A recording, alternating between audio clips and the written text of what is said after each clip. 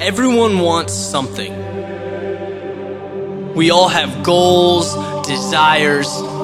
I think that's a pretty safe assumption.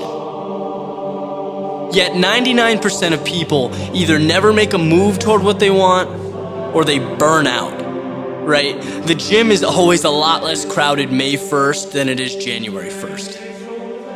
When that realization hits that improving yourself won't be some walk in the park, people begin to fall off. It's no longer worth it for them. So how do successful people get past that monotony, that struggle? What is the mindset that supports that growth? Because obviously that's key, right? Athletes, entertainers, all these people that are successful in the business world, it's not so much their genetics that separate their potential from yours, as it is their mentality and how they view the world as an instrument, not an inhibitor. They know with 100% certainty that pushing will get them what they want. And this confidence enables them to deal with all the negativity and the suffering they have to face to get there. It's a means to an end.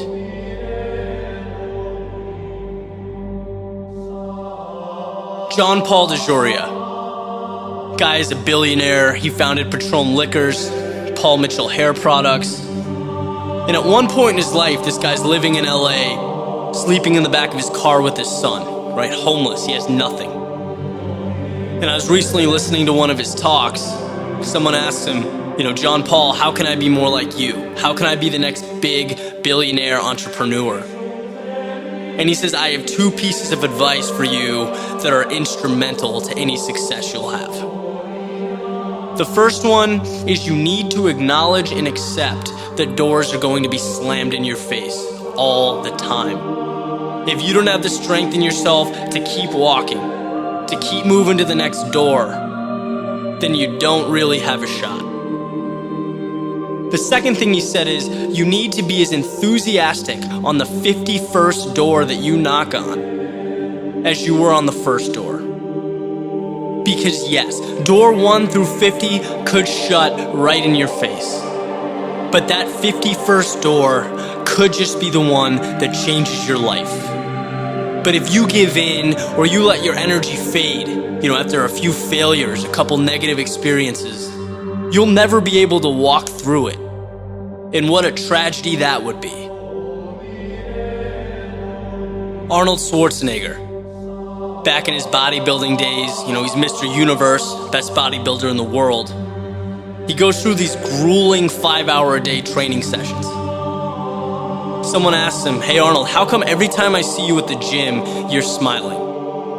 Right, I look at the other bodybuilders in here, they're not smiling, they're very focused, very serious looks on their faces.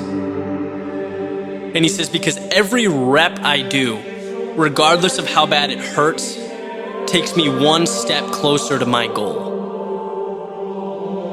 And that satisfaction brings me more happiness than anything else in the world. Both of these guys bring context to what it means to be truly committed to something. To what must be endured between right now, as you're listening to me speak, and the time you open your 51st door.